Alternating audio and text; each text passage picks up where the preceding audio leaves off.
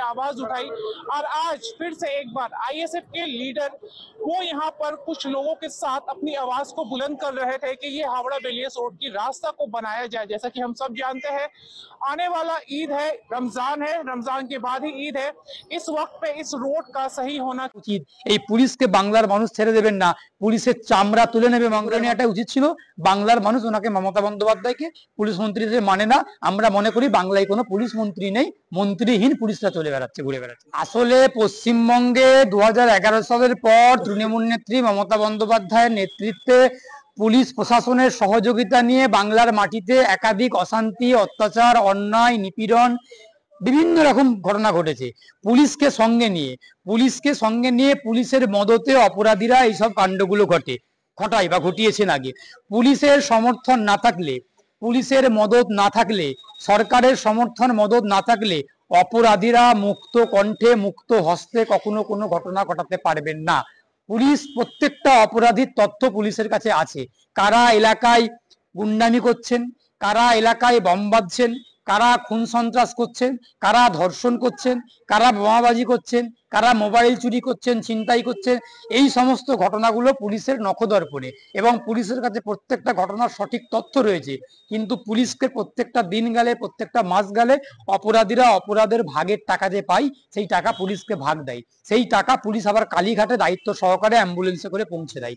সেই জন্য পুলিশের আজ যাই হোক, পুলিশের মানে দেহে মাথা নেই যে ওই অপরাধীদের বিরুদ্ধে কোনো অ্যাকশন নেবে। যদি অপরাধীদের বিরুদ্ধে পশ্চিমবঙ্গের পুলিশ কোনো পদক্ষেপ নেয় তাহলে সেই পুলিশের চাকরিটা আগামী দিনে থাকবে কিনা সেটাই প্রশ্নের উপর প্রশ্ন চিহ্ন দেখা দিয়েছে। কারণ ওই অপরাধীদেরকে ছাড় দেওয়ার কথা নবান্ন থেকে, কালীঘাট থেকে পুলিশ মন্ত্রী মমতা বন্দ্যোপাধ্যায়ের নির্দেশ আছে যে কোনো অপরাধীদের বিরুদ্ধে কোনো রকম ব্যবস্থা নেওয়া যাবে না। সেই জন্য পুলিশেরও কিছু করার নেই, পুলিশও খুব নিরুপায়, অসহায়। তাই পুলিশকে সঙ্গে নিয়ে কাণ্ডগুলো হচ্ছে। আর পুলিশ যদি এই মমতা বন্দ্যোপাধ্যায়ের কথা মতো অন্যায়কে প্রশ্রয় দিচ্ছেন, অপরাধীদেরকে আড়াল করার চেষ্টা করছেন, এই পুলিশেরও সাবধান হয়ে যাওয়া উচিত।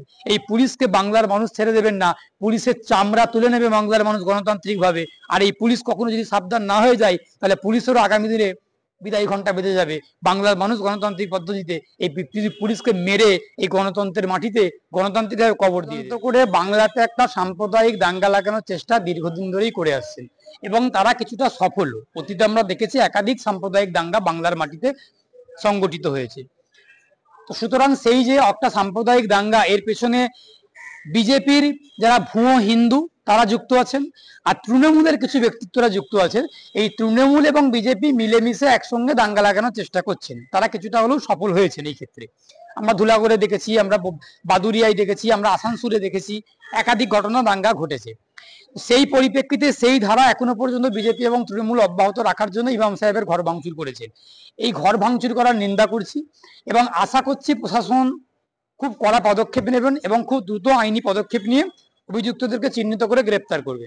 এখন এই পরিপ্রেক্ষিতে কোনো এক ব্যক্তি মদ্যপ অবস্থায় হোক, সচেতন ভাবে হোক অবস্থাতে হোক, আর অসচেতন অবস্থাতেই হোক না কেন, উনি গিয়ে মসজিদে প্রস্রাব করেছেন। আমি একজন মুসলিম সম্প্রদায়ভুক্ত মানুষ, আমি মুসলিম একজন সম্প্রদায়ভুক্ত ভারতীয় নাগরিক, আমি অ্যাডভোকেট এস.কে. বাবুলাল। আমি যতটুকু জানি হযরত মুহাম্মদ সাল্লাল্লাহু আলাইহি ওয়াসাল্লাম যে মুসলিম সম্প্রদায়ের বা গোটা বিশ্বের যে নবী, প্রফেট, ওনার জীবদ্দশাতে কোনো এক ব্যক্তি মসজিদে গিয়ে প্রস্রাব করেছিলেন। সেই পরিপ্রেক্ষিতে ওনার যারা হযরত মুহাম্মদের সেই সময় যারা ছায়াসঙ্গী ছিলেন, যারা অনুগামীরা ছিলেন, কিছু কিছু সাহাবা ছিলেন, ব্যক্তিত্বরা ছিলেন, তারা খুব উদ্যত হয়েছিলেন, মারমুখী হয়েছিলেন, রাগান্বিত হয়েছিলেন। সেই ব্যক্তি বা শিশু তাকে গিয়ে মারমুখী হয়েছিলেন। তখন হযরত মুহাম্মদ তাদেরকে থামিয়ে দিয়েছিলেন। ওই যে মানে উন্মত্ত বা উদ্যত যারা হয়েছিলেন সাহাবা, তাদেরকে থামিয়ে দিয়েছিলেন, অনুরাগীদেরকে থামিয়ে দিয়ে সেই ব্যক্তিটাকে কাছে ডেকেছিলেন যিনি প্রস্রাব করেছিলেন। তাকে খুব শান্ত ভাষায়, খুব শান্ত মেজাজের সঙ্গে বুঝিয়ে বলেছিলেন যে এটা একটা সম্প্রদায়ভুক্ত, একটা মুসলিম সম্প্রদায়ভুক্ত মানুষের মসজিদ, এখানে কোনো রকম ভাবে প্রস্রাব বা কোনো অপ্রীতিকর ঘটনা ঘটাতে নেই। ঠিক অনুরূপভাবে উনি বলেছিলেন যে কোনো ধর্মীয় স্থানে কোনো অপর ধর্মকে শ্রদ্ধা করা, অপর ধর্মকে অশ্রদ্ধা করা উচিত নয়, প্রত্যেক ধর্মকেই শ্রদ্ধা করা উচিত। এটা হযরত মুহাম্মদের বাণী, হযরত মুহাম্মদের বক্তব্য।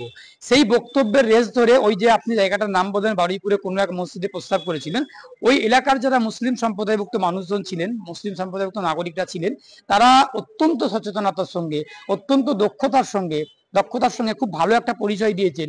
শান্তভাবে, শান্ত মেজাজের সঙ্গে, খুব শান্তিপূর্ণভাবে অভিযুক্ত ব্যক্তিকে ধরেছেন, আটক করেছেন, করে আইনের দ্বারস্থ হয়ে, একটা গণতান্ত্রিক রাষ্ট্রে যেমন আইন কানুন আছে, একটা প্রশাসন রয়েছে, পুলিশের হাতে তুলে দেওয়া হয়েছে। পুলিশ সেই ব্যক্তিকে গ্রেপ্তার করেছেন এবং করে যা পদ্ধতি আছে আইনে সেই পদ্ধতি পুশ করে করা হবে। এখন এই পরিপ্রেক্ষিতে আমি যেমন একটা কথা বলতে পারি, আমি অ্যাডভোকেট শেখ বাবুল আইনি দৃষ্টিকোণ থেকে আইনজীবী হিসেবে বলতে পারি যে অভিযুক্তের বিরুদ্ধে আইনি পদক্ষেপ শুরু হোক এবং অভিযুক্তকে তদন্তের আওতায় এনে সঠিক তদন্ত করা হোক, কারা এই ঘটনা ঘটিয়েছেন এবং কারা এই ঘটনা ঘটানোর পেছনে ষড়যন্ত্রের সঙ্গে যুক্ত আছেন তাদেরকে চিহ্নিত করা হোক, তাদেরকে আইনের আওতায় এনে তাদের শাস্তিকে নিশ্চিত করা হোক। পাশাপাশি একজন মুসলিম সম্প্রদায়ভুক্ত মানুষ হিসেবে বলবো যে এই কাজটা বারুইপুরের মানুষজন করেছেন, কোনো রকম ভাবে কোনো অপ্রীতিকর ঘটনা ঘটায়নি।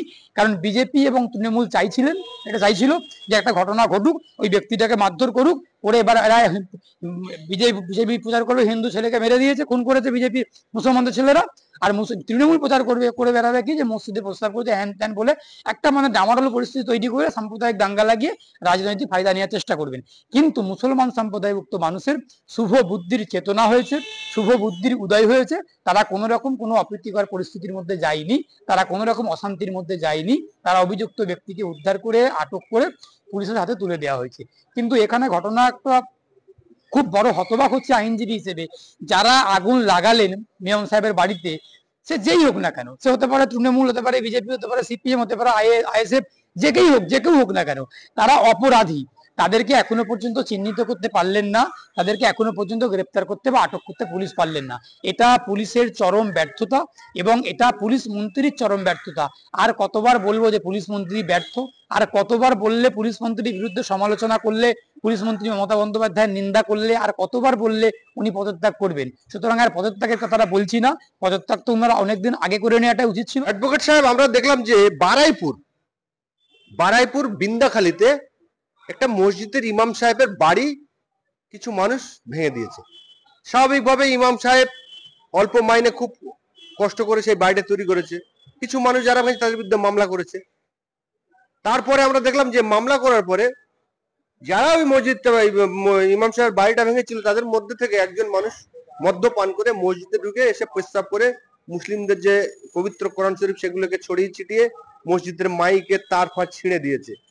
এই নিয়ে একটা সাম্প্রদায়িক পরিস্থিতি তৈরি হয়েছিল, কিন্তু সে এলাকার মুসলিম সম্প্রদায়ের মানুষ তারা যথেষ্ট সচেতন, কোন রকম এই প্রবলোচনায় পা না দিয়ে যে ব্যক্তি এসেছিল মসজিদে প্রস্তাব করেছিল তাকে ধরে নিয়েছে পুলিশ। কিন্তু যারা ঘর ভেঙেছে তাদেরকে এখনো ধরা হয়নি। কি বলবো? দেখুন, বিজেপি এবং তৃণমূল পরিকল্পনা করে বাংলার মানুষ ওনাকে মমতা বন্দ্যোপাধ্যায়কে পুলিশ মন্ত্রী হিসেবে মানে না। আমরা মনে করি বাংলায় কোনো পুলিশ মন্ত্রী নেই, মন্ত্রীহীন পুলিশরা ঘুরে বেড়াচ্ছে। আপনি বলছেন যে পুলিশ ব্যবস্থা নেবেন, ঘর ভেঙেছে তাদেরকে ধরেনি, কিন্তু যখন ঘরটা পুড়ছিল এলাকার মানুষ অভিযোগ করছে যে পুলিশ এসে আমরা যারা ঠেকাতে যাচ্ছিলাম ঘরটাকে পুড়ে যাচ্ছে সেটাকে ঠেকাতে না দিয়ে আমাদেরকে তাড়িয়ে দিয়েছে, কিন্তু যারা ঘরটা ভাঙছিল, যারা পোড়াচ্ছিল তাদেরকে পুলিশ তাড়েনি। এবং সেই জায়গায় ওই এলাকার জনপ্রতিনিধি, পঞ্চায়েত প্রধান উপস্থিতিতে এই ঘটনা ঘটেছে। তারপরে যখন ইমাম সাহেব আইনি ব্যবস্থা নিতে চেয়েছিল, ইমাম সাহেব পরিষ্কার বলেছে আমার উপরে অনেক চাপ আছে, আমি করতে পারছি না। আসলে পশ্চিমবঙ্গে 2011 সালের পর তৃণমূল নেত্রী মমতা বন্দ্যোপাধ্যায়ের নেতৃত্বে